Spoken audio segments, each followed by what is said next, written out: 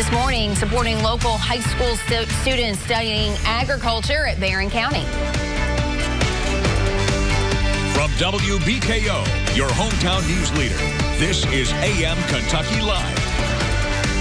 Good morning, everyone. Welcome to AM Kentucky on this Thursday, May 6th. I'm Laura Rogers. And I'm Ethan Emery. Thank you for joining us. Christie's Auction House is giving you the chance to buy a bottle of out-of-this-world wine. The private company Space Cargo Unlimited sent 12 bottles of French wine to the International Space Station, where they spent more than a year. The bottle of Petrus 2000 originally sold for $10,000, but Christie's estimates it will now go for about $1 million. Wow. The space wine comes with a second bottle of the same vintage aged on Earth in a cellar. That way, if the buyer decides to open the space wine, they can compare them. The wine also comes with a corkscrew made from a meteorite and a trunk with designs inspired by Star Trek and Jules Verne. And proceeds go to more space research by Space Cargo Unlimited.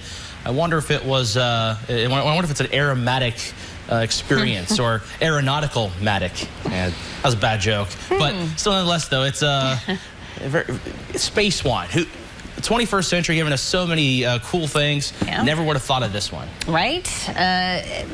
Definitely something that's going to get a lot of attention. And for people, you know, wine connoisseurs, you know, they might be up for maybe pooling all their money together to be able to afford something like that. Yeah, space fermented grapes. Who knew?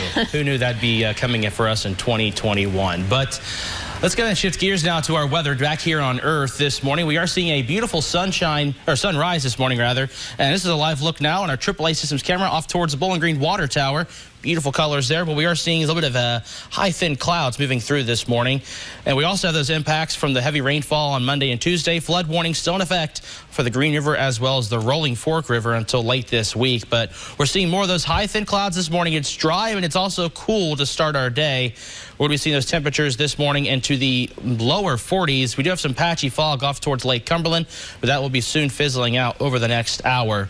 And those temperatures, upper 30s to low 40s for most of south central Kentucky. Winds nice and light for us. No concerns for those winds this morning. And looking at the bus stop forecast today for Warren County Area Technology Center, chilly start with mid 40s. This afternoon, we're seeing mid to upper 60s with mostly cloudy skies and showers developing later in the day. Details on that coming up later on AM Kentucky. Protesters gathered at Jefferson Square Park on Wednesday to ask Mayor Greg Fisher and LMPD Chief Erica Shields for a sit-down meeting. This was in the hopes of getting some of their questions answered and having their voices heard.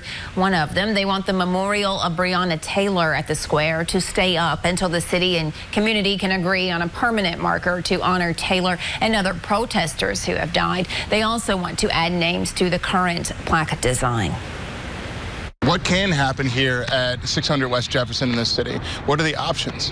Why did they decide to leave Travis Najee, Chris Rock off that plaque that is to come? I don't know. So many questions. But to leave people in the dark is never going to help build community, in my opinion. The group says they've tried emailing and calling the city to ask about a possible meeting for months, but haven't heard back. They're hopeful that the press conference held Wednesday will get the mayor and chief's attention. Now, also in Louisville, Derby barricades to help with the flow of traffic had some unfortunate consequences. They cut off people from going to the grocery store. The owner of Better Day Records says he hasn't experienced anything like that surrounding Derby before. In the past, he says a police presence was used to keep traffic flowing. Barriers were only brought in once when stores were vandalized during protests last year, but never for the Derby itself. That was not a typical Derby move, and I guess that's what frustrated us in the community. Like, well, that was if something was going on, but this is just basic Derby. LMPD says the barriers were meant to impede traffic, but not pedestrians, for what it calls the safety and security of citizens and businesses. Churchill Downs says it also realizes that people were inconvenienced by the Derby-related LMPD decision. This morning, a look at the latest COVID-19 numbers in Kentucky. 710 new cases of the virus in the Commonwealth. 446,929 total. 10 new deaths reported. No new audit deaths. Our state death toll is 6,542. Our positivity rate is 3.57%. As hesitancy continues to impact the pace of vaccinations, Governor Andy Beshear said that he was open to relaxing Kentucky's COVID restrictions even before reaching the state's target of 2.5 million first doses administered. Stephen Goen has more on what might be holding people back. So I would hope that we could redouble efforts to get everybody out and vaccinated. Kentucky still coming up short of Governor Andy Beshear's goal, 2.5 million vaccinations. There is still so much more to do. Right now, only 41% of the population, 1.8 million people, have received their first dose, with younger age groups and some smaller counties trailing behind. Still, Beshear says he's open to lifting some COVID guidelines despite the state's slow progress in reaching his ambitious vaccination challenge. We are open to relaxing certain restrictions before then, and indeed we have. Across Kentucky, thousands of vaccine appointments still going unfilled. But could those hesitant to get a shot tip the scales closer to 2.5 million doses? I called everybody. I was like, how did you feel? I wanted to know, did she have any different feelings? Yolanda Harbison said it took time and talks with friends and family before she got vaccinated. On Tuesday, she got her second shot and hopes others do the same. You should get it. It's going to help you in the end. It may, it's going to protect you as much as possible. Yadiel Mora, a U of L grad student, was ready to sign up for her shot. I'm more excited, I guess, to go back to being able to hug my friends. I think that's what I'm excited about. But she says she has friends and family still waiting that she wants to convince. Kind of almost cried. I felt a lot of relief. Shepard Allers also received his second dose Tuesday.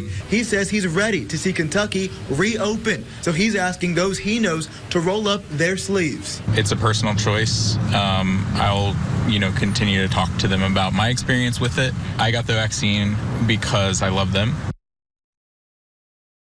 And at last report, more than 1.8 million Kentuckians have received their first dose of the COVID vaccine. Barren County High School students are getting out of the classroom and into the greenhouse. The agriculture department is getting the opportunity to learn all about plants, starting with seeds to the care and maintenance that each one needs to grow and thrive. This fall, the high school was able to double the size of the greenhouse. The building opens to the public to buy what the students grow. People who are more interested in how their food is grown and where it comes from, they can come and get fresh produce where it came from the seed, and now they can produce it and grow it, and it can go on their table. The greenhouse is open to the public to purchase plants and vegetables today from 9:30 to 2:30 and again tomorrow during the school day.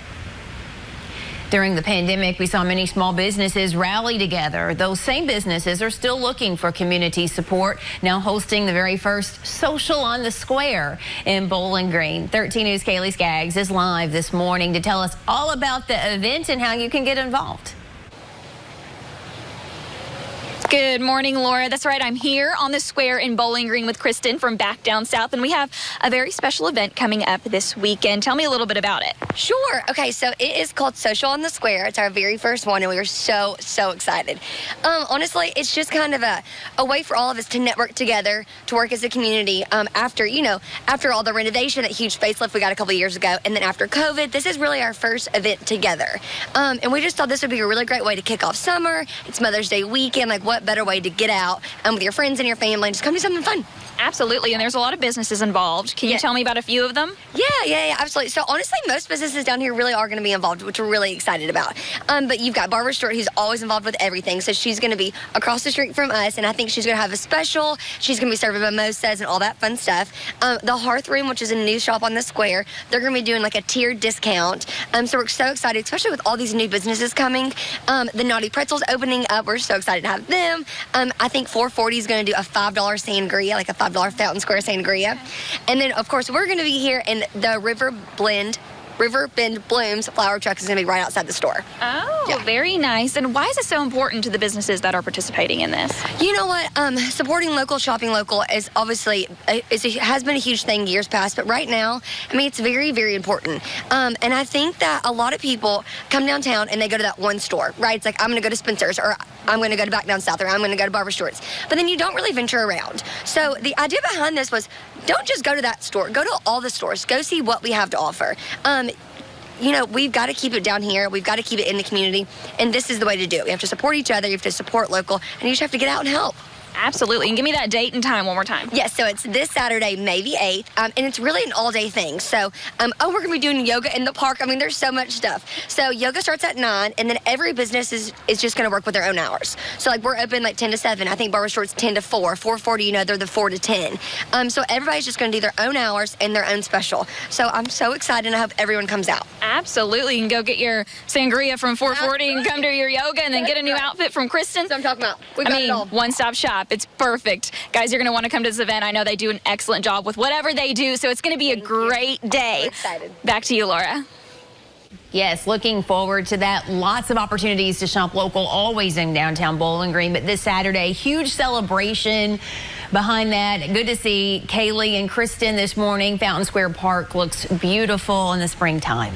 It absolutely does. Unfortunately, we're going to be seeing some more rain as we head into this Mother's Day weekend. But taking a look towards yesterday was a beautiful afternoon. We had some sunshine peeking through, but it was chilly. Looking at our South Central Bank 3-degree guarantee, we had a forecast high of 67 and we reached 65. That is a check mark for this month's nonprofit, Barren River Area Safe Space Incorporated. And today's forecast high, 68 degrees with showers developing this afternoon.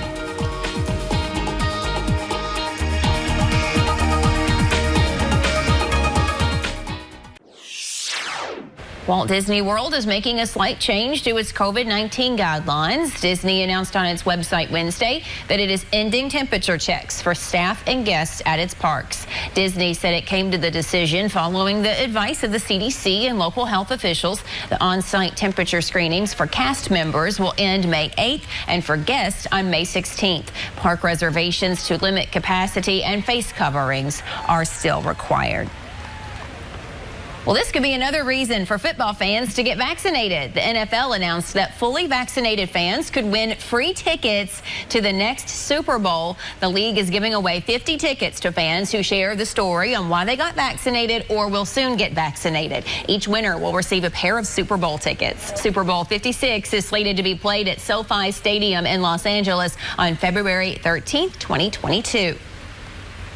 Broadway is back. Live Broadway shows will return to the stage starting September 14th after an 18-month hiatus. Tickets go on sale starting today. Theaters will be allowed to fill 100% of capacity. Broadway theaters are among New York's biggest tourist attractions. Some shows, including the hit musicals Frozen and Mean Girls, have said they will not return. 31 Broadway shows were in production when the shutdown began, including hits such as Hamilton, The Lion King, and Wicked. Each returning show will announce its reopening date in the coming weeks.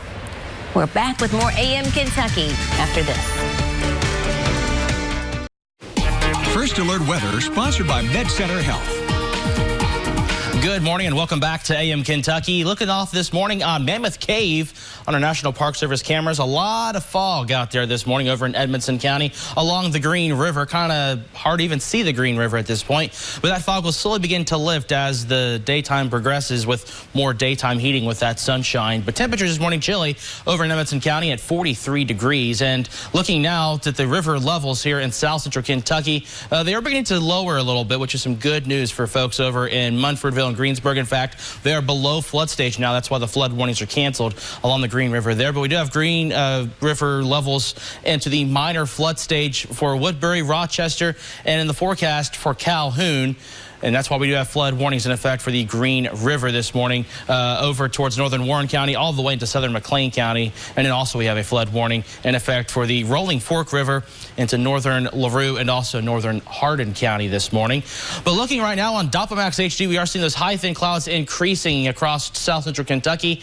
And looking at the wider scale, we do have high pressure toward the north and east, giving us that nice chilly air this morning and also pretty much clear conditions earlier this morning and last night. But we'd have showers moving into central Illinois with this system here. That'll be moving into our neck of the woods this evening into tonight, giving us those showers after about 3 o'clock or so, and then lasting through the overnight period. Before down to our forecast, we do have a slowdown of traffic along I-65 near Cemetery Road. Looks apparently due to the construction going on there, but it looks like it is beginning to clear up a little bit, which is some good news there. But earlier this morning, we did have that backed up traffic just before the 6:30 hour.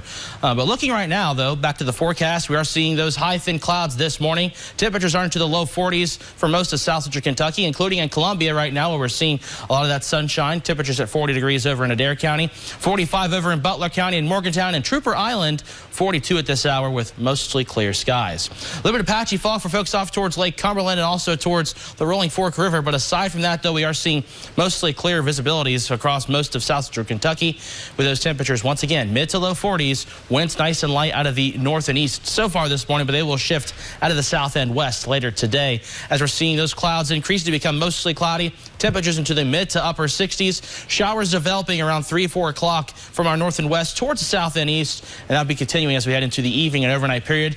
Then we'll be seeing clearing skies after midnight. Lows again down into the mid to low 40s. And then for Friday, sunshine with highs into the mid 60s. Our North Lake forecast highs today brought to you by Kentucky Lottery. Mid to upper 60s for E-Town, Litchfield, Brownsville, and Munfordville. And that 7-day forecast, we're going to be seeing those temperatures into the low 60s for Saturday, low 70s for Sunday with scattered showers and storms, mid to upper 60s for the first half of next week. Laura?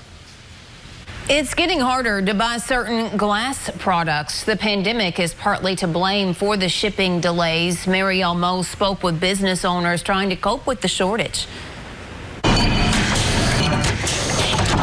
Kyle Kettering is counting down the days he has left with all of these bottles to package his product of Copper Wing whiskeys, vodka, and gin. A pandemic-fueled glass shortage has led to extreme shipping delays. What normally would take 2 weeks to deliver to his St. Louis Park distillery is taking much longer. Over the last few months, it's gone from 3 to 6 weeks and all the way to 90 days, or we don't know when it'll be available. Kettering has about 10 to 20 cases of empty bottles left to fill, which he says will not make it through the end of summer. And I'll certainly run out of certain products without being able to resupply. And so it hasn't happened yet, but I can foresee it coming because I have to plan months in advance. It's not just liquor consumers that will feel this shortage. Over here at Ace Hardware, their shelves are stocked with mason jars, which soon could be depleted. Ball glass jars, it's been almost impossible to get. Dave Sabodny is the owner of Diamond Lake Hardware in South Minneapolis. When he attempted to place an order for more glass jars, the earliest they could arrive is the end of August. I don't know why it's coming then, but that's after canning season, so that doesn't work. He's warning customers about the glass shortage with a sign outside of his store along Diamond Lake Road. All he has left is first come, first serve. Buy them now. We have a great supply at our 3 stores, but when they're gone, they're going to be gone.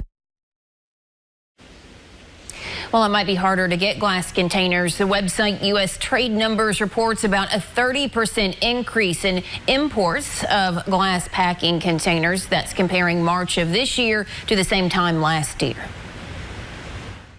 WKU is proposing a 2% tuition increase. The Board of Regents will meet tomorrow to review the proposal. The university is also proposing budget cuts to offset a nearly $8 million shortfall.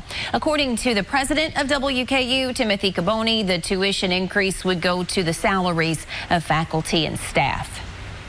We have to wait to see what the Council on Post-Secondary Education decides around a cap, but the Budget Executive Committee has been clear that they want to do what's possible for a faculty staff salary increase. Caboni also says it's too soon to know numbers for the incoming class for fall 2021, but they expect them to be similar to fall 2020. As far as COVID-19 numbers this morning in Kentucky, we have 710 new cases, 10 new deaths reported, no new audit deaths. Our state death toll is 6,542. Our positivity rate is 3.57%. We're seeing sunshine this morning with increasing clouds this afternoon as temperatures go up into the mid-60s to upper 60s as showers will be developing in the afternoon and evening hours as winds will be shifting out of the south and west between 5 and 15 miles per hour. A few embedded thunderstorms are also possible late this evening into the early overnight period. Then we're dry and clear for Friday with temperatures still in the mid-60s, the lower 60s for us on Saturday with showers moving through. And then we're seeing some scattered showers and thunderstorms for Mother's Day with highs into the low 70s. Then we're back in the 60s for the first half of next week with shower chances on Monday as well as Wednesday. Tuesday looks dry just in time for the Bowling Green Hot Rods home opener. Can't wait for baseball to be back. Right. We'll see you back here at 11 o'clock for midday. From rugs to lamps and bedrooms to dining rooms.